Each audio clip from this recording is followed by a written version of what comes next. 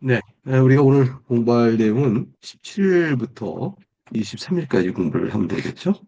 17일부터 23일까지. 그러면 한 주가 남네요. 다음 주에는 이제 24일부터 30일까지 하게 되면 이제 이번 달 이렇게 딱 맞춰 끝나게 되어질 것입니다. 17일자 교재를 펴보시면 그리스도의 높아지심 가운데서 오늘 우리는 신자를 위해 중재하심의 내용을 공부한다. 이렇게 제목이 되어 있죠. 이 내용을 좀 이야기해서 4월 12일자로 한번 교재를 옮겨가 보세요. 4월 12일자. 4월 12일자로 266쪽인데 그걸 옮겨가 보시면 그리스도의 높아지신 지위라는 제목 하에 수요일마다 28문에 이렇게 묻고 있죠. 그리스도의 높아지신 무엇입니까? 승귀라고 하죠. 승귀. 높아지심, 승귀. 거기 이제 답들이 높아지시면 몇 가지가 나와요. 부활, 다시 살아나시고 또 하나는 하늘을 오르시며 승천이죠. 하늘 우편에 앉으시고 그다음에 세상을 심판해 보십니다. 이렇게 해서 네 가지의 높아지심의 그리스도의 주의와 관계된 부분이 나옵니다. 4월 13일자 가면 이렇게 높아지신 지위에 따라서 어떠한 사역을 하시나 하신 일을 들어간 내용이 13일자, 4월 13일자 교재 271쪽에 나와 있죠. 거기는 살아나셨다. 근데 살아나신 몸을 가지고 하늘을 오르셨다. 하나님 우편에 앉아 하나가 더 붙어졌어요. 아까는 없었던데 간구하심 하나 더 붙었죠. 그리고 심판하신다. 그러니까 사역과 관련된 부분에서 예수님 부활하시고 하늘을 오르시고 우편에 앉으시고까지가 이제 우리가 지난주에 살펴본 거예요. 근데 오늘은 이제 중재하심, 곧 간구하심부터 보게 되어집니다. 이 간구하심이 예수님이 하늘에 오르신 일 중에 중요 내용이 되겠죠. 그럼 다시 4월 17일자로 옮겨오겠습니다. 295쪽. 때에 누군가 55문항을 보도록 하겠습니다. 그러면 이제 질문하고 답을 같이 읽어보죠. 그리스도께서 어떻게 우리를 위해 간구하십니까? 시작. 그리스도께서 간구하심은 땅에서 행하신 그분의 순종과 희생제사의 공로로 하늘에서 성부 앞에 우리 본성을 가지고 끊임없이 나타나시어 그 공로가 모든 신자에게 적용되는 것이 자신의 뜻임을 선언하십니다. 또한 그리스도께서 신자를 대적하는 모든 참소에 답변하시며 이들이 날마다 실패하여도 양심의 평안함을 주시고 은혜 보좌에 담대히 나아가게 하시며 이들 자신과 이들의 섬김이 얼얼락되게 하심입니다. 너무 기쁜 말씀이에요. 생각해 보세요. 승천하셔서 하나님 우편에 앉아 계신 예수님께서 말이죠. 우리를 위해서 어떤 강구를 하시냐면 그리스도의 공로가 즉 주님이 순종하시고 희생 제사를 드리셨잖아요. 그래서 그 순종하심으로 율법의 의의 공로를 세우셨지 않습니까? 그것을 우리에게 적용되도록 내가 이제 예수님의 의를 내 것으로 받는 거죠. 희생 제사의 공로는 내 죄값을 대신 속하신 거예요. 그래서 그것이 나한테 적용되도록 주님께서 자신의 뜻이 그것이다라고 선언하셔요. 어떻게 선언하실까요? 그것은 왜냐하면 예수님 하신 공로 때문에 그래요. 예수님께서 그의 율법을 이루신 순종과 희생제사를 통한 그의 모든 공로는 하나님 아버지께 나아가 그 우편에 계시면서 이것이 바로 아버지께서 내게 주신 자들을 위하여 내가 행한 것입니다.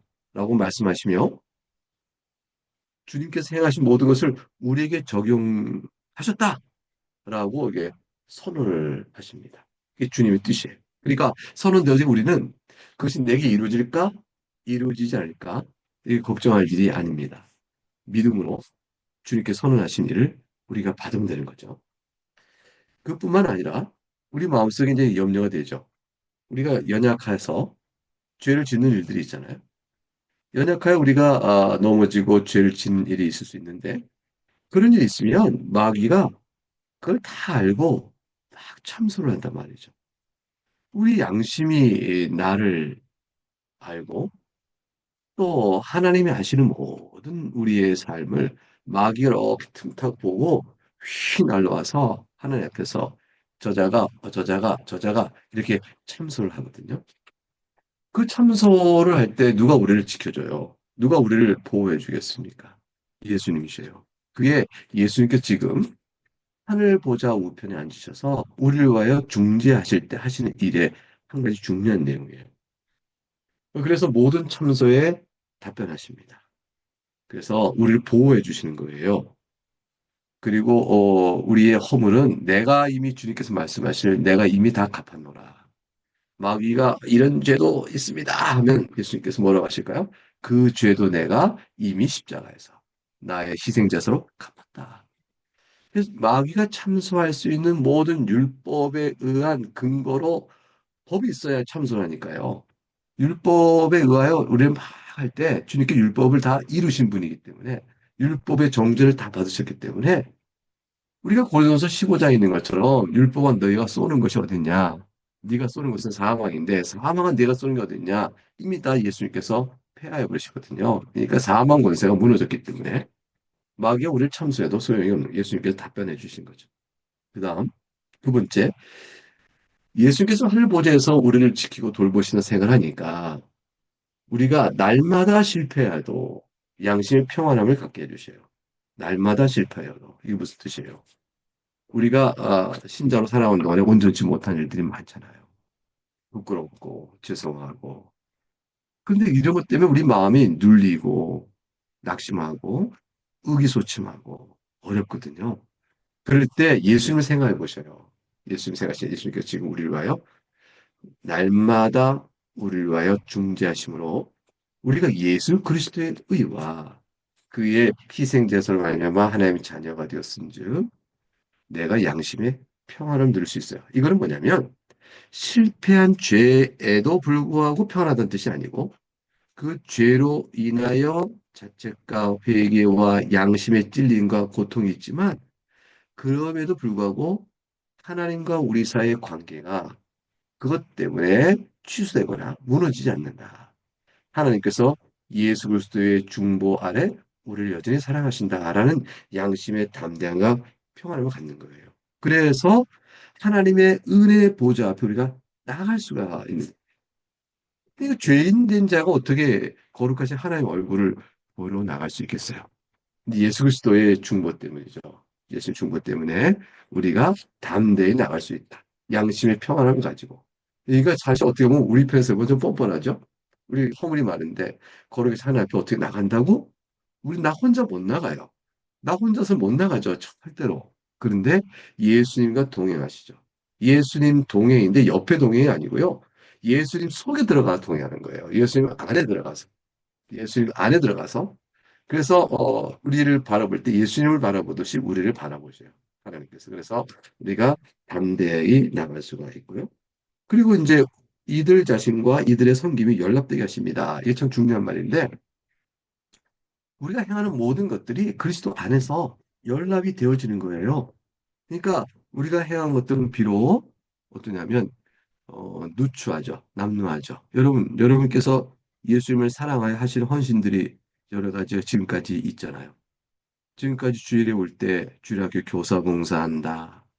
또 교인들을 위해서 식사 봉사한다. 또 교인들을 위하여 기도한다.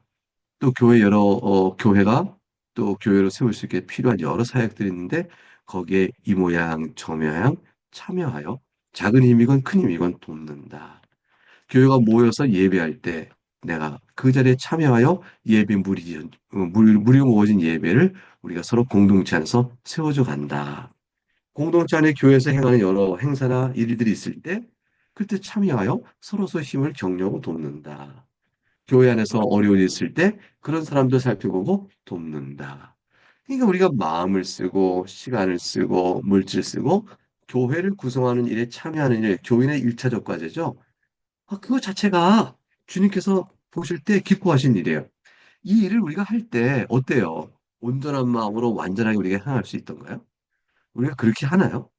우리 그렇게 못하잖아요. 그러니까 우리가 아유 제가 여러분에게 무슨 말하면 여러분도 아유 목사님 그냥 그거 겨우 조금 한 거건 부끄럽습니다 이렇게 얘기할 거 아니에요. 우리가 그렇게 하지만 사실은 주님 보실 때는요 그거를 다 기쁘게 받아주셔요. 그리고 어떨 때는 하다가 픽 저럴 수 있어 하고 내 마음속에 좀 이렇게 미움도 갖고 할 수도 있고요.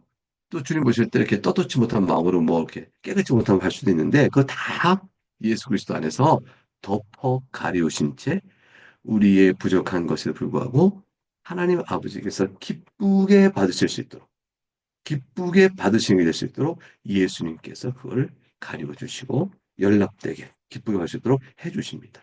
이 예수님의 일이 우리에게는 얼마나 중요한지 몰라요. 그러니까 예수님께서는 우리에게 십자가 달리신 거로 우리의 죄값만 치러 주신다는 것이 아니고 우리가 그로 인하여 하나님 앞에 살아가는 모든 신앙의 삶 속에 우리의 방패요, 우리의 보호요, 또 우리가 하나님 앞에 나갈 수 있는 모든 근거가 돼 주셔요.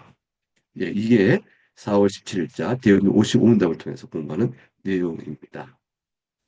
넘어가겠습니다. 4월 18일자를 보게 되겠습니다. 여기 이제 그리스도 높아지신 가운데서 예수님의 재림과 심판에 관한 내용이 나와 있네요. 이게 이제 예수님께서 높아지심의 사역으로서의 마지막 단계가 되겠죠. 이제 재림하셔서 심판하시면 세상을 이제 새롭게 하시니까 지금 같은 세상은 이제 더 이상 있지 않게 될 것이죠. 이제 대열입니다. 56문 이제 묻겠습니다. 세상을 심판하기 위해 다시 오심에서 그리스도께서 어떻게 높아지십니까? 답. 그리스도께서 세상을 심판하기 위해 다시 오심에서 높아지심은 사악한 사람들에게 불의하게 재판받고 정죄받으신 그분이 마지막 날에 큰 능력으로 그분 자신의 영광과 성부의 영광을 충만히 나타내시면서 그분의 모든 거룩한 천사들과 함께 큰 외침과 천사장의 호령과 하나님의 나팔소리와 함께 다시 오셔서 공의로 세상을 심판하심입니다.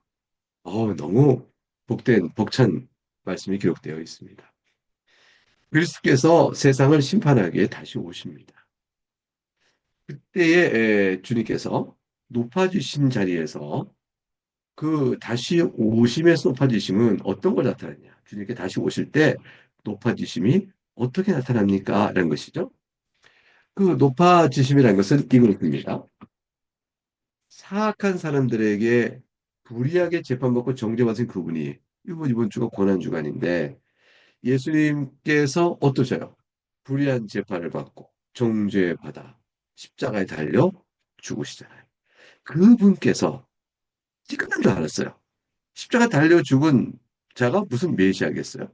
십자가 달려 죽은 자가 무슨 승리의 주님이겠어요? 십자가 달려 죽은 자가 무슨 세상을 새롭게 할 수 있는 능력이 있다고 기대할 수 있겠어요? 불가능하죠. 그래서 끝난 줄 알았어요. 그런데 재림하시고 부활하신 거예요.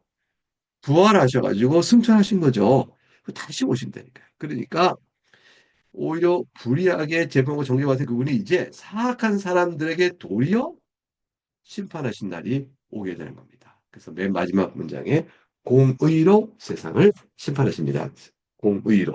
불의한 사악한 자들에게 불의한 심판을 받으신 분이 재림하여 공의로 저들을 이렇게 심판하십니다. 근데 재림의 모양이 어떨 것이냐? 그게 이제 여기 써 있는데 마지막 날에 큰 능력으로 오십니다. 이건 무슨 말이냐면 초림 때는 약한 모습으로 오셨잖아요. 이제는 재림 때는 강한 자로 오시는 거예요.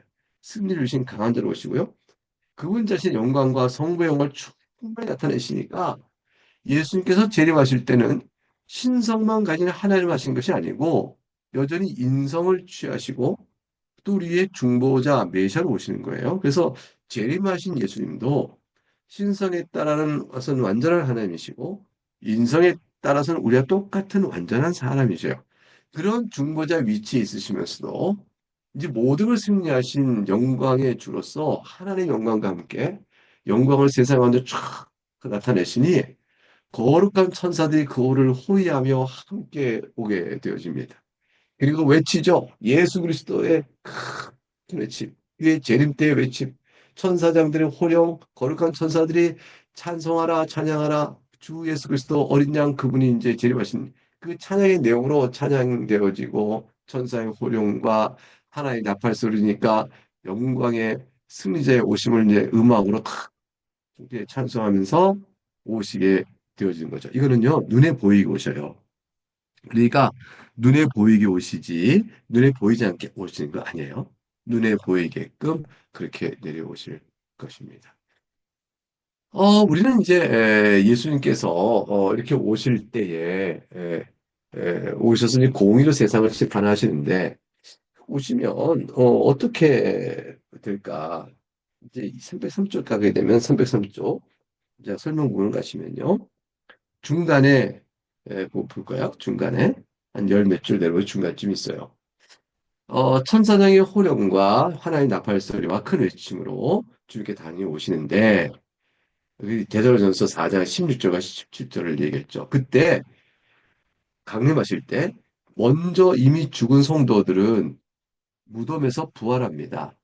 먼저 죽은 성도는 죽은 상태에서 부활한 상태가 되어져요. 그러니까 이건 뭐 꼭 무덤에 시신이 있는 사람보다는 것이 아니고요. 어떤 형태로든 죽은 사람들은 다 부활의 몸을 입고 일어나고 공중에 주를 향해 올라가게 되어집니다. 그러니까 먼저 일어나 그 후에 우리 살아남은 자들도 구름과 구름 속으로 끌어올려 이제 휴거가 되겠죠. 주를 영접하게 되죠. 죽은 이제 주 안에서 먼저 죽은 자는 지금 다 영혼이 어디가 있어요? 영혼이 낙원에 가 있잖아요. 낙원에 있는 그 영혼이 부활의 몸을 먼저 입고 주와 함께 더불어서 이제 공중에서 내려올 때, 그때 아직 죽지 않고 살아서 주님을 보는 자들은 부활할 리가 없는 거죠. 이 땅에 있는 몸이 새롭게 변하여 하늘 구름으로 올라가게 됩니다. 그러니까 우리 말 지금 내일이라도 예수님 오신다. 그러면 우리는 살아있는 상태 주님을 만나게 되니까 현재 있는 몸이 새롭게 변하여 공중으로 올라가 주님을 만나게 되는 거고요. 그런 일이 있기 전에 먼저 죽은 자들은 부활의 몸으로 그들이 영혼이 부활의 몸을 입고 주와 함께 있어서 내려오게 되어집니다. 그래서 주님께서 오시는 재림의 능력된 모습을 보여줘요. 자, 생각해 보세요. 그럼 우리는 이런 생각하죠. 지구는 둥그런데 주님이 한국 땅 위에 오시면 우리는 보겠지만 우리 저 지구 반대편에 있는 브라질이나 아르헨티나 우리나라 정반대에 있는 그쪽 사람들은 그럼 어떻게 주님 오신 걸 보지? 이런 생각을 하게 되겠죠. 근데 그런 생각은 다 부질없는 일이에요. 왜냐면 아니 우리가 공중으로 올라간다니까요. 이때에 살아있던 자들은 다 몸이 호련히 변해 주님 이렇게 오시는 하늘로 올라가야 돼요. 그러니까 한국에 있는 사람이나 저쪽 남반부에 있는 사람, 북반부에 사람 다 호련히 몸이 변해 다 올라와 하나의 주님을 영접하게 되니까 결국 지구가 둥그렇어도 공중에 올라와서 영접하는 것은 다 함께 모일 수가 있게 되어지겠죠. 어디에서나 다 이제 지구를 둘러싼 영광의 찬양 속에서 주님 계신 곳 다 호련히 변해 올라가 한 자리에 공중에서 우리가 모이게 되겠죠. 그러니까 그거는 뭐 그렇게 걱정할 일이 아니에요. 그렇게 되어집니다. 그리고 이제 재림하 이제 심판하시죠. 심판할 때 공의로 한다면서요. 공의로 한다면 법이 있어야 될 거 아니에요. 무엇을 따라 할까요? 304쪽에 보게 되면 맨 위에 있는데 둘째 줄에 사람이 심판되어 성경에 이르는 바는 또 이제 요한계시록 20장 11, 15절이에요. 죽은 자들이 큰 자나 작은 자나 그 보좌 앞에 서 있는데 책들이 펴 있고 또 다른 책이 펴져 있으니 곧 생명책이라. 죽은 자들이 자기 행위를 따라 책들에 기록된 대로 심판을 받으니 바다가 그 가운데서 죽은 자들을 내주고 또 사망과 음부도 그 가운데서 죽은 자들을 내주매 각 사람이 자기 행위대로 심판을 받고 사망과 음부도 불못에 던져지니 이것은 둘째 사망 곧 불못이라. 누구든지 생명의 기록지 못한 자는 불못에 던져지더라. 이렇게 되어 있어요. 자, 그러니까 심판하실 때 무엇을 기준하시죠? 사람 행위를 보시고 하나님의 법도에 비추어 어, 심판합니다. 근데 이럴 때에 그러면 신자들도 사람의 행위도 한다면 우리가 아까 어떻게 하죠? 마귀의 참소 앞에서 우리가 어떻게 하죠? 싶을 때 아까 우리가 뭘 배웠어요? 예수님의 하늘 우편에서 우리를 위하여 중보하실 때 예수님의 중재 기도는 마귀의 참소를 다 막아주신다고 했잖아요. 그러니까 우리는 그날에 이 행위대로 심판받을 때 어떤 사람이냐면 예수 그리스도를 믿음으로 복음에 의하여 구원을 받은 자로 서게 되는 거예요. 여기서 행위대로 판단받는 자는 어떤 자냐면 자신들의 악한 행위를 가릴 것이 없는 자죠. 그리스도의 복음을 믿지 않기 때문에 말이죠. 그런 자들은 둘째 불못에 둘째 사망 불못에서들은 둘째 사망의 심판을 받게 되는 것입니다. 그래서 304쪽 밑에서 8줄 올라가면 마지막 단락 반면에 신자의 경우는 어떻게 될까요? 생명책에 이름이 기록되어 있잖아요. 근데 우리는 이제 예수 그리스도의 복음 안에서 복을 받으니까. 그리고 도리어 정죄가 아니라 재림 때 예수님이 하신 공의 심판 앞에 우리는 어떤 칭찬을 받게 되죠. 우리가 해온 모든 믿음의 생활, 하나님이 은혜로 하신 거죠. 하나님의 값없이 주시는 은혜로 우리가 의롭다함 받고 양자 삼으심을 받고 또한 거룩한 생활을 우리가 쭉 하게 되는 거잖아요. 이 모든 것들은 다 하나님의 은혜로 되는 것이지만 우리가 이와 같이 살아갈 때에 하나님을 사랑하여 행하는 모든 선행이 성령으로 말미암아 되어지는 일이지만 우리가 행하는 것은 오염되고 또 더럽고 추하지만 그러나 그럼에도 불구하고 예수 그리스도의 중보에 의해서 그것을 주님께서 그냥 받아주세요. 기쁘게 받으셔요. 그 받으시면서 칭찬을 다 주십니다. 칭찬을.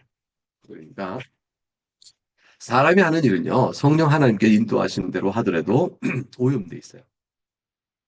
근데 그나마 그것이 선한 것이 된 것은 성령 하나님께서 이끌어 주기 때문에 그래요. 그런데 그 오염된 그 부분을 예수님의 중보로 주님께서 기뻐 받아주시고 그래서 그것을 주님이 칭찬하신단 말이에요. 그래서 성도의 주를 향한 열심, 하나님의 말씀에 따라 사는 것, 여러분이 지금 이렇게 같이 공부하면서 마음을 내어드리죠. 주님, 제가 이 말씀을 더 잘 알고 원합니다. 이런 것들을 다 주님께서 보시고 칭찬하셔요. 칭찬하셔요. 그래서 마지막 재림의 날에 칭찬을 성도는 받습니다라는 거예요. 누구는 더 많이 칭찬받고 누구는 덜 칭찬받는 일이 있을까요? 그래요. 칭찬은 차등이 있어요. 다 구원받은 성도지만 이제 주님께서 보실 때 주님을 사랑하고 또 더욱더 나간 자들에 대한 칭찬이 그렇지 않은 자보다 더 크죠. 칭찬의 차이는 있을 것이다. 네, 이렇게 됩니다. 언제 오실까요? 그 날은 몰라요. 징조는 압니다. 그래서 징조에 따라서 주님 오실 날이 가깝겠구나 하면 우리 마음을 더욱더 붙들어야겠죠? 근데 그 징조를 우리가 무엇으로 알까요? 성경에 써있는 대로 알았죠. 성경에 써있는 대로 몇 가지 징조를 쭉 알려주세요. 그거 보고 그냥 이렇게 짐작한 것인데 사실은 이건요, 종말론적인 차원에서 언제 오실 건지를 정확히는 몰라도 신자 개인의 삶 속에서 내 일생 속에 내 인생이 이제 끝날 때가 다 돼가는구나. 주님께 부르실 때가 가까운 것 같다. 혹시 그런 게 있다면 그것도 뭐 나의 삶 속에서 주님 만날 날을 바라보는 것이 되어지죠. 그래서 개인 종말로는 한 인생 안에 있는 것이고 우주 종말로는 주님 오실 때를 바라보는데 지금 우리가 사는 세상 보면 어떻습니까? 성경에 보면 종말, 주님 재림 때 이런 일이 있을 것이다 하는 말씀의 뜻과 비슷한 것들이 너무 많이 일어나죠. 항상 그래왔지만 더욱더 빈번하고 강도가 또 그 강한 정도가 더 심한 거 아닌가 싶어서 주님 그 오실 날이 그렇게 멀지 않았겠다 싶어요. 네, 그리고 이제 19일자 보겠습니다. 19일자. 이제는 이제 제목이 어때요? 낯설죠? 그리스도 속죄사에게 선취? 아니 선취가 뭐지? 선취란 말은 일반 쓰는 말 아니에요. 이거는 신학적 용어인데 선은 앞설선이에요. 취는 취한다. 그러니까 미리 취하는 것, 그게 선취죠. 선취. 미리 취하는 것. 누가 미리 취할까요? 구약 백성이에요. 예수님께서는 이제 약속하시고 때가 차에 오신단 말이죠. 때가 차에 오시는 그리스도 오시기 이전에 구약의 성도들은 아직 그리스도께서 구속 사역을 실제로 오셔서 실행하기 전이니까 구약의 성도들은 그럼 어떻게 구원을 받지? 이런 생각이 들 수 있잖아요. 이제 이런 것들과 관한 논의입니다. 신약국에서 8장 6절 그걸 같이 읽어보겠습니다. 시작. 성육신 이전에는 구속사역이 그리스도에 의하여 실제로 실행되지는 않았지만 그럼에도 구속사역의 능력과 효력과 은택은 창세로부터 계속해서 모든 시대에 걸쳐서 약속들과 보용들과 희생 제사들 안에서 또 이것들에 의해서 선택된 자들에게 전달되었다. 그리스도께서 어제나 오늘이나 영원토록 동일하시기 때문에 이런 것들 안에서 뱀의 머리를 상하게 하실 여인의 후손 그리고 창세로부터 죽임당한 어린 양으로 계시되시고 예표되셨다. 이렇게 돼 있어요. 예, 어떠세요? 쭉 읽어보니까 내용이 잘 들어오죠? 성육신 이전에는 아직 오시기 전이니까 구속사역이 아직 실제로 실행은 안 됐죠. 약속으로만 있는 거죠. 약속. 그러면 구속사의 능력, 실제 대한 능력이 있고 효력고 은택이 있는데 이거 어떻게 되나? 그러면 이거 어떻게 되는가 할 때 중요한 얘기를 했어요. 창세로부터 즉 아담과 하와 때도 포함되는 거죠. 아담과 하와도 예수님 때문에 능력과 효력과 그 은택 때문에 예수님의 구속사역의 능력과 효력과 은택 때문에 아담과 하와도 어떻게 돼요? 구원을 받았다. 어떻게 되느냐? 구약 모세 율법 때는 약속과 모형과 희생제를 안에서 예수님의 그림자로 보는 예수님의 구속사역의 효력과 능력과 은택을 적용받았다. 어떻게 그럴 수 있느냐? 어떻게 그럴 수 있느냐? 아직은 아닌데. 그 적용받는 이유는 뭐냐면요. 선취다. 선취. 이게 예수님께서 장래 오셔서 하실 사역을 미리, 미리, 미리 이렇게 적용받는 거예요. 하나님의 작정 안에서 모든 것들은 완전하게 실현되잖아요. 완전히 실현되니까 이것을 의심할 여지가 없는 거죠. 반드시 될 일이니까. 근데 그러니까 뭐 시간 안에 사는 우리들에게 그날이 있기 전에 미리 선취적으로 그걸 받도록 하셨습니다. 그래서 그리스도는 어제나 오늘의 영혼도 동일하시기 때문에 뱀의 머리를 상하게 하실 여인의 후손 그리고 창세부터 죽임당한 여린 양으로 계시 예표되심으로 그 일들이 미리 적용된 것이다. 그럼 이렇게 되면 어떻게 된 거죠? 아브라함도 예수님의 구속사에게 선취적 효과로 선취적인 적용으로 아브라함도 구원을 받는 것이고요. 다윗도 그런 것이고요. 구약의 모든 백성 다 우리와 똑같이 그리스도의 구속사역으로 구원을 받는데 우리 구속사역이 이루어진 것을 토대로 우리는 받지만 구약 백성은 오실 메시아에 이루어질 사역을 미리 적용받아 구원을 받는 것이다. 적용의 방식은 뭐죠? 그림자를 통해 적용받죠. 약속과 모형과 희생제자들. 이걸 통해서 적용받고요. 우리는 직접 오신 그리스도의 십자가와 그의 계신 말씀을 통해서 직접 우리가 적용을 받을 것입니다. 예, 이거 좀 그리고 넘어가겠습니다. 21절을 보겠습니다. 21절. 그리스도의 구속사에게 적용이라 돼 있어요. 예수님께서 우리를 위하여 의를 이루시고 십자가에 죽으시고 하신 모든 일들이 구속사에 부활하시고 승천하시고 하늘에 오르시다 하나님 우편에 앉으겠다 우리를 위해 중보하시고 재림하신 모든 일다 구속사역 이렇게 예수님이 하시는 구속사역의 효과가 우리에게 어떻게 적용됩니까? 라는 걸 다루는 것이 21자의 내용입니다. 신약성경에서 8장 8절을 읽어보죠. 그리스도께서 값을 치르고 구속을 획득해 주신 이들 모두에게 바로 그 구석을 확실하게 그리고 효과 있게 적용하시고 나누어 주신다.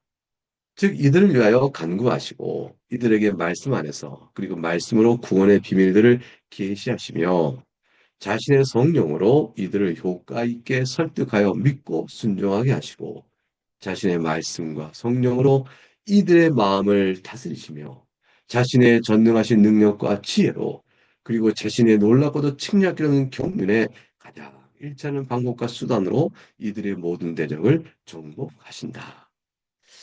사랑하는 교회 여러분, 이거 오늘 말씀 읽어보시면서 예수님에 해당된 거 다 줄쳐보셔요. 예수님. 그리스도께서 어떻게 해요?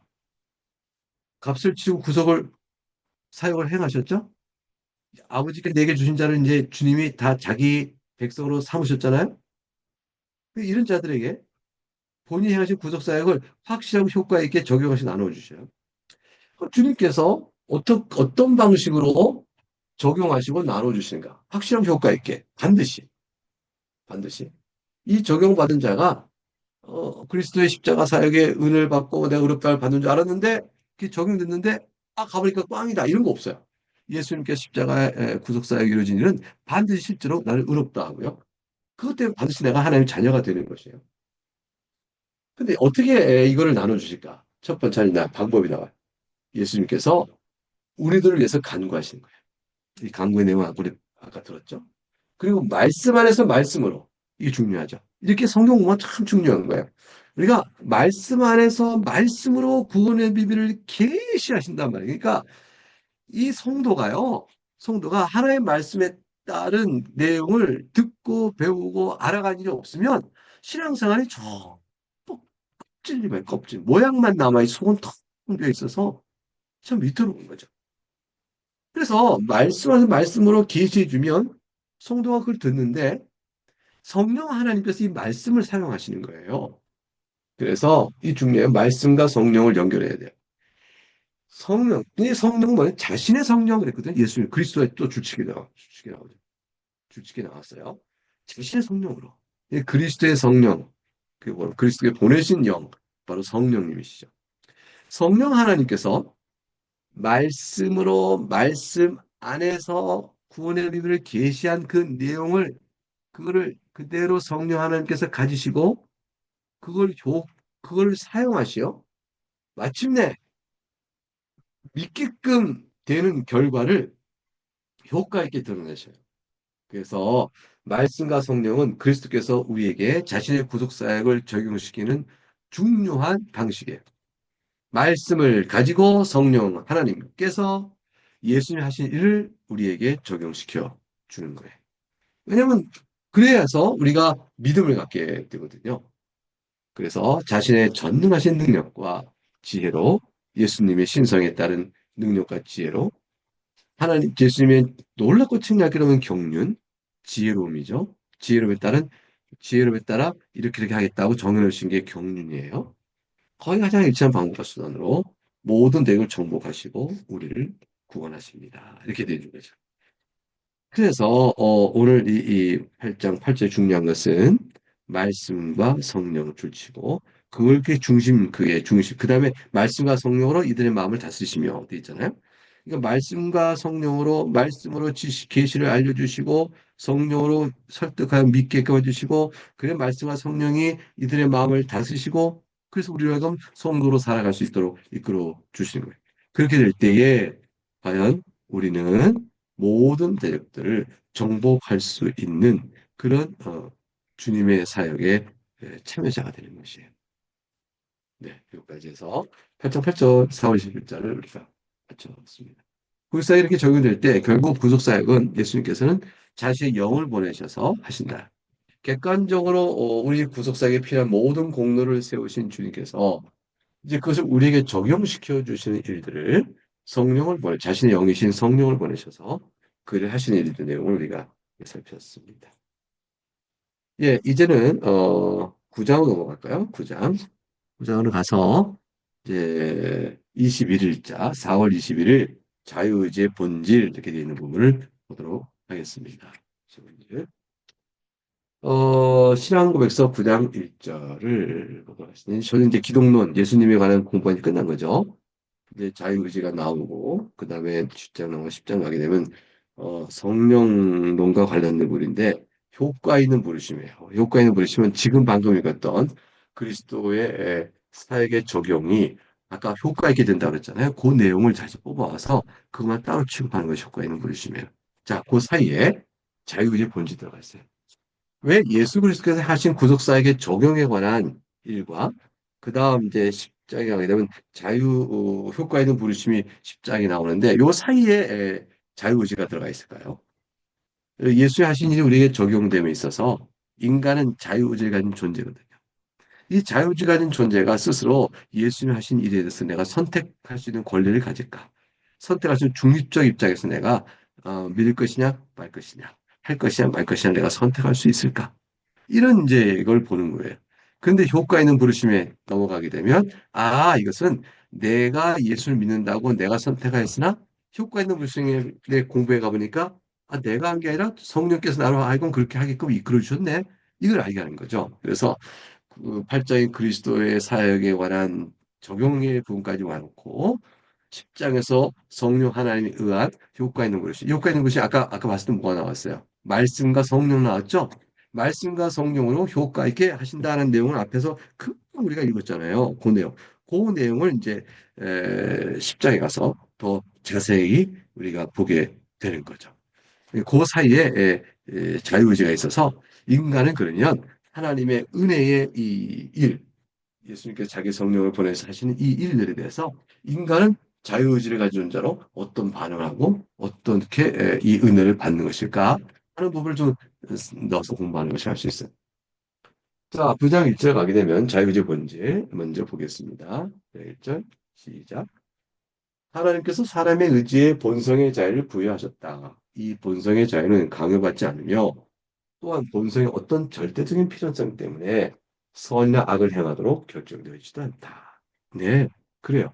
사람은요, 자유를 사람인 이상 그 본성에 넣어주셨어요. 이게 사람인데 이 자유의지가 없는 사람은 없어요. 사람은 누구나 자유의지가 있어요. 이 자유의지는 자신이 원하는 바를 선택하는 거예요. 자유의지는 자신이 원하는 바를 선택하는 것. 그게 바로 자유의지예요. 원하는 바를 선택할 때 이것이 불가능하도록 강요받지 못해요. 이게 강요, 그리고 또 본성의 어떤 절대적 필요성 때문에 선이나 아래 행동은 이미 결정되어 있잖아요.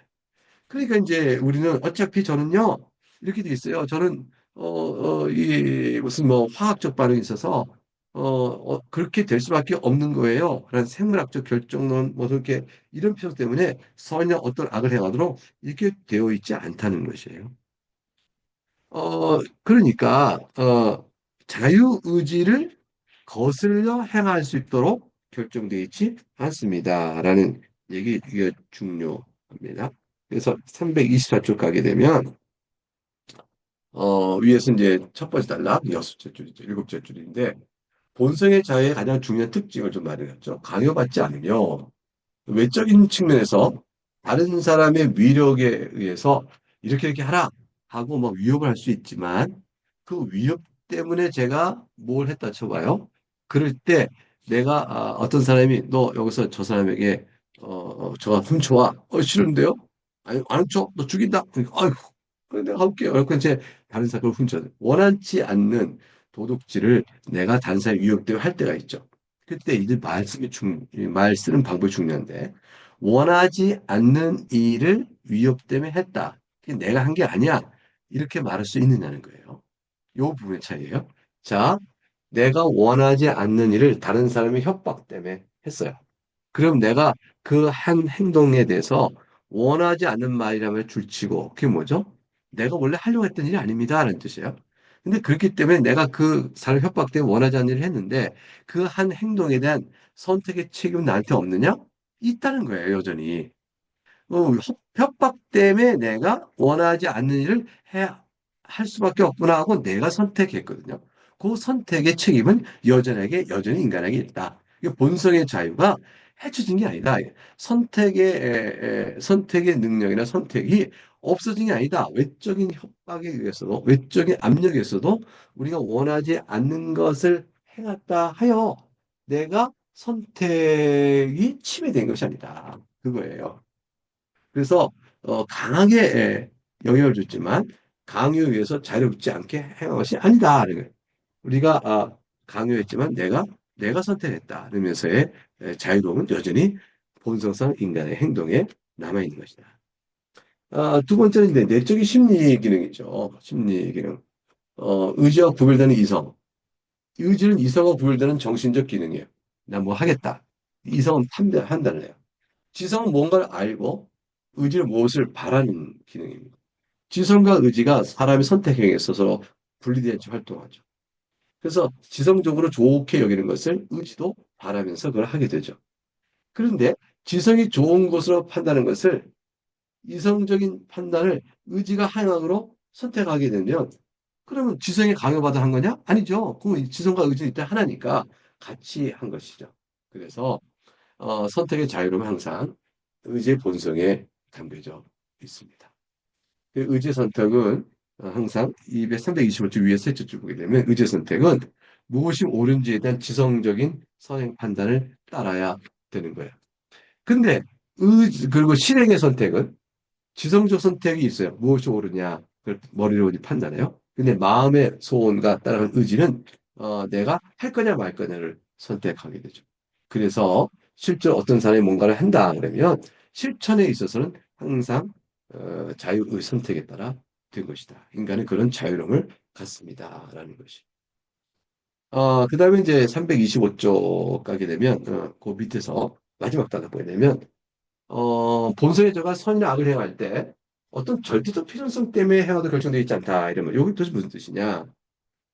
미리 어떤 것이 결정되어서 그것을 하지 바라고 그걸 행하지 않을 수가 없었다라는 결정론. 이거 우리가 반대하는 거예요. 밑에서 셋째 보게 되면 어떤 사람이 선이나 악을 요구한다고 해보자고요. 그 사람이 자유의지 외에 다른 어떤 것에 의해서 선이나 악을 필연적으로 결정되어 있기 때문에 그것을 했다. 그렇게 보면 안 된다는 거예요. 자, 하나님께서는 항상 선을 행하시죠. 근데 하나님께 그러면 필연적으로 어떤 그렇게 결정되신 분인가요? 결정론적으로? 그럼 하나님께 자유의지가 없으신가요? 아니잖아요. 하나님 자유의지가 있으시죠. 근데 항상 선을 행하셔요. 왜 그렇죠? 마음에 원하는 바가 항상 선하시기 때문에요. 그래서 항상 마음에 원하는 바를 인간이 자유롭게 할 수 있는 것이죠. 그래서 뭐 어떤 그 본성의 필연성, 그러니까 인간이 어떤 결정론적으로 돼 있다. 이런 말은 옳지 않다. 그래서 우리는 항상 원하는 바를 행하는 것이다. 이게 중요해요. 그래서 동성애도 이게 뭐 유전적으로 뭐 결정론적으로 설명하고 막 그래서 변명하려는데 그거 유전적 결정론으로 아직 다 드러난 것도 아니고요. 오히려 그렇지 않다는 사실이 더 많은 거예요. 왜냐면 거슬러 읽을 수 있으니까. 처음엔 제가 사실 이 중독과 같은 습성이죠. 또 거기에 탐닉해서 쾌락을 끌려가고 마음이 자꾸 추구하게 되죠. 그래서 사람이 도박이나 또는 게임이나 이런 데 막 빠지게 되면 어떻게 되어져요? 거기에 내가 습관적 또 그거를 자꾸 좋아하는 마음이 생겨서 그게 탐닉되어서 빠져서 중독까지 되어버리잖아요. 이런 것처럼 성의 행위의 대상을 동성애를 통하여 해갔던 사람들이 거기에 빠지게 되어 마치 그 자기로서 어쩔 수 없는 유전적 결정론적으로 할 수밖에 없어서 나로선 선택이 없어라고 말하고 있단 말이에요. 근데 선택이 없는 게 아니죠. 자신이 원하는 바를 선택하고 있는 거예요. 누구를 향해서. 동성애를 성의 대상으로 보는 거. 내가 원하는 바를 그냥 하는 거죠. 원하는 바가 결정론이라고? 아니에요. 반대로 원할 수 있어요. 고칠 수 있다니까요. 달라질 수 있다니까요. 내가 그렇게 안 하겠어라고 되면 다 나올 수가 있어요. 그건 뭘 의미합니까? 그거는 내가 키가 얼마다, 내 눈은 왜 브라운이냐, 내 눈은 왜, 내 머리는 왜 빨리 하얘지지? 뭐 이렇게 유전적 결정론, 생물학 결정론처럼 되는 게 아니에요. 인간의 행동과 사고와 행위들은요, 생물학 결정론에 지배하는 게 아니고, 그거 위에 내가 원하는 걸 해나가는 참 자유로운 의지의 선택이 있어요. 그것이 인간에게 주어진 특징입니다. 그렇기 때문에 인간은 죄를 핑계할 수가 없는 거예요. 자, 4월 22일자를 보도록 하겠습니다. 순전한 상태의 사람의 자유로운 선택과 능력이다. 순전한 상태는 뭘 의미하냐면 타락하기 이전의 창조의 상태예요. 그걸 순전하다 그래요. 왜냐하면 죄를 짓기 전이니까. 자, 시험골수 9장 2절을 보겠습니다. 무죄 상태에서 사람은 하나님 보시기에 선하고 기쁨이 되는 것을 원하고 행할 자유와 능력을 가지고 있었다. 그럼에도 이것은 가변적이어서 사람이 타락할 수도 있었다. 이게 되겠습니다. 무죄 상태, 순전한 상태 인간은 하나님 보실 때 어땠을까요? 선하고 기쁨이 되는 것이었죠. 그 하나님 그렇게 보시기에 선하고 기쁨이 되는 것을 인간도 원하고 행할 자유로움과 능력이 있었어요. 그러니까 얼마든지 하나님이 나를 복되게 지으셨어요. 그리고 하나님 기뻐하신 것을 나도 기뻐하면서 그 행할 수 있는 능력과 또 기회도 있고 자유도 있었어요. 그래서 아담과 하와에게 선악을 알게 나무의 과실 먹지 말라. 하나님이 금지 명줬을 때, 내 하나님 그거 안 먹어요. 라고 할 수 있는 너무나 훌륭한 죄가 없는, 죄에 영향받지 않는 자유와 능력이 있었죠. 그래서 아담과 하와는 하나님의 금지한 명령을 지키기가 너무 유리한 상태였어요. 여러분, 우리는요, 그런 명령을 받으면 굉장히 어려워요. 왜냐하면 우리가 중생자임에도 불구하고 어려워요. 중생하지 않은 사람은 아예 하나님의 말씀을 듣지 않는 쪽으로 가니까 그거는 뭐 그렇게 해봐야 굉장히 불리한 거고. 그런데 아담은 반대로 무죄한 상태 속에서 하나님을 즐거워하는 쪽으로 나갈 수 있는 상태에 있으니까 그 선악과를 먹지 말라는 명령이 아담한테는 유리한 것이에요. 누구와 반대로 현재 타락하여 원죄 아래 있어서 하나님을 마음에 두기 싫어하는 자들에 비해서 아담은 그 반대 사람이 있어서 사실 유리하죠. 똑같은 금지 명령을 세상사에 줬다 쳐봐요. 그럼 불리한 겁니다. 왜냐하면 그들은 하나님 마음에 두기 싫어하는 사람이니까. 반드시 따먹어요. 근데 아담과 하와는 안 따먹을 수 있죠. 왜냐하면 죄가 없는 상태였거든요. 우리들은 어떨까요? 우리들은 중생자이면서 성령 하나님이 하시는 일을 따라가는 걸 좋아하면서도 마음에 남아있는 육체의 소욕 때문에 서로 투쟁하는 관계 있잖아요. 요러한 우리들한테도 선악 알게 남의 것이 따먹지 마라. 이런 말, 그리하면 네가 더 나은 생명을 얻을 것이라고 주신 말씀이다. 그 명령을 지키기가 너무너무 힘든 거예요, 우리는. 왜 우리는 뭐 어떤 마음이 같이 있으니까. 두 마음이 같이 있기 때문에 갈등 안에서 우리가 있게 되어져요. 이런 것들은 우리한테는 불리한 거지만 아담한테는 굉장히 유리한 상태였죠. 근데 아담이 타락하고 맙니다. 그 타락의 이유를 어떤 말로 붙여주냐면 가변적이어서 요 말이 붙어요. 가변적이어서 이게 뭐냐면 무한하시고 영원한 하나님은 불변적이에요. 근데 피조물들은 다 가변적이에요. 다 피조물들은 변하게 되어 있습니다. 그래서 아담과 하와도 변질이 되어져 변함이 있어요. 이 변화를 야기시키냐고 변화를 이기고 꾸미려고 이게 왜 마귀죠. 사탄이 하와를 통해서 살살살살 생각을 바꾸고 그 마음에 유혹이 들게 하여 그리하여 하나님의 뜻을 저버리고 배신하는 이를 선택하죠. 그래가지고 결국 가변적이 됐다. 무죄한 상태에서 죄 있는 상태로. 그리고 흠없는 마음밭에서 어떻게 돼요? 이제 죄를 짓기로 선택하는 마음으로 바뀌어가는 것입니다. 이와 같은 상태 속에서 되어졌어요. 그래서 330쪽 330쪽의 그 밑에서부터 여덟째 줄 쭉 올라가고 가면 어, 아담이 타락하기 이전에 가졌던 자유로운 선택의 능력을 죄를 범하지 않을 수 있는 능력 이렇게 표현하고요. 그리고 아담은 죄를 범하지 않을 수 있는 가능적 능력의 상태였다 이렇게 말씀할 수 있습니다. 네, 그런 상태예요. 그러나 가변적이었다. 해서 331쪽 맨 위에 그에 불구하고 그럼에도 이것은 가변적이어서 사람이 타락할 수 있었다라고 답을 줍니다. 범죄의 가능성이 있는 가운데 이들은 변할 수 있는 자신의 의지의 자유에 따라 행하는 사람들입니다. 그래서 그들의 마음의 배탕이 마귀가 틈타서 원하는 바가 바뀌어요. 원하는 바가 하나님의 말씀을 순종하기보다는 거절하는 그런 마음의 선택으로 원하는 바가 바뀌므로 결국 자유롭게 자기 본성의 자유에 따라서 죄를 범하고 말게 되는 것입니다. 예, 마지막 넘어가서 이제 4월 23일자를 보겠습니다. 4월 23일자. 다음 주 수요일 거죠. 타락 이후에는 어떻게 됐을까? 타락 이후에는 사람의 영적 선의 무능력이다. 영적 선을 줄여야 돼요.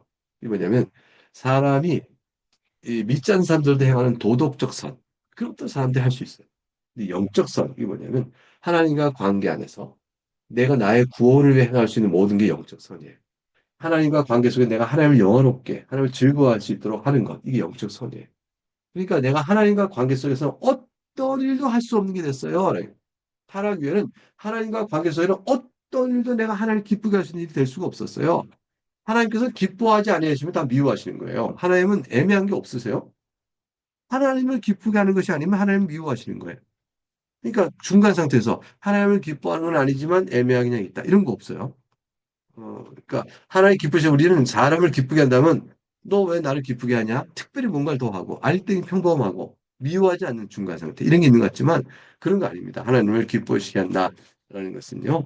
어, 반드시 이 반대로 영적 무능이라는 것은 사람은 하나님을 기쁘게 하는 일을 할 수가 없는 자가 되어졌어요. 그 반대로 뭐냐면 하나님께서 미워하시는 일을 하는 자밖에 미워하는 일을 하는 자가 되고 말았어요. 이게 타락의 인간의 모습이에요. 신앙국에서 9장 3절을 보게 되면 사람은 타락하여 죄의 상태에 빠짐으로 구원과 관련된 영적 선을 향할 모든 의지력을 완전히 잃어버렸습니다. 왜냐면 마음에 생각하는 것이 다 하나님을 미워하고 하나님을 싫어하고 이런 마음에 그런 마음을 갖고 있을 때 그런 마음을 따라오는 인간의 자유의지의 선택이 어떻게 될까요? 하나님 보실 때 기뻐하시는 선을 선택할 수가 있어요? 없죠. 그러므로 자연인은 이러한 선을 전적으로 싫어하고 이러한 선이 뭐죠? 영적 선. 하나님 기뻐하시는 영적 선을 전적으로 싫어하고 죄 가운데 죽은 상태여서 자신의 힘으로 회심하거나 또는 회심이 이르도록 스스로 준비할 수 없습니다. 그래서 죽었기 때문에 자기가 회심이라는 건 뭐죠? 하나님께로 돌이키는 거잖아요. 죄를 향한 것이 하나님께로 돌이키는 것. 그걸 회심 그러죠? 처음 믿을 때가 회심이에요. 그러니까 그 다음에 회심자로 살아가는 삶은 지속적인 회개를 해요. 그러니까 회심하는 사람은 처음 믿을 때 회개하고요. 그리고 하나님께 돌이켜서 그 살아가는 신앙 생활 속에서 계속 그 회개 생활을 해 나가는 거죠. 회심은 대체로 한 번에 이루어지죠. 회심자의 생활이라는 것은 회심한 이후에 성도로 살아가는 생활 전체를 회심자의 삶이라 할 수 있어요. 왜냐하면 한 번에 이루어진 회심 사건 이후에 회심의 사람으로 살아가는 삶이니까. 자, 근데 회심한 이를 사람 스스로 할 수 있나요? 못해요. 마음에 하나님을 향해 마음을 돌이켜 회심인데 그 마음이 반대로 향하고 있는데 어떻게 회심을 쓰셔요? 죄 가운데 그런 자를 이렇게 말하죠. 그래서 스스로 준비할 수가 없습니다. 예, 그래서 이렇게 자를 갖고 뭐라 하냐면 죄를 짓지 않을 수가 없는 상태에 놓인 자다. 이렇게 말을 합니다. 네, 여기까지가 이제 오늘 공부를 다 했습니다. 다음부터는 타락 이후에 이제 어, 그 무능력에 대해서 또 살펴볼 내용을 갖도록 할 것입니다. 사람이 계명을 지킬 수 있느냐, 뭐 이런 등등등 은혜 가운데 우리는 어떠냐 이렇게 될 걸 것입니다. 그래서 다음 주에는 이제 나머지 책 북을 다 보겠네요. 그걸 다 보도록 할 것입니다. 왜냐하면 24일, 3일을 만나는데 24일부터 30일까지 공부를 우리가 하게 되니까요. 네, 이렇게 해서 여러분과 함께 오늘도 1시간 공부를 했습니다. 한 50분 했네요. 여러분 밤 피곤하신데 이렇게 이 시간 기억하고 참여해 주셔서 제가 여러분께 함께 나누는데 큰 힘이 됐습니다. 잘 지내시고요. 주일날 반가운 모습으로 얼굴 대하고 새벽에 나올 수 있으면 들어오시고요. 새벽 혹시 못 들어오시면 또 밤에 꼭 그 말씀을 들어줘서 고난 주간을 또 주께서 인도하신 은혜 가운데 되시기를 바라겠습니다.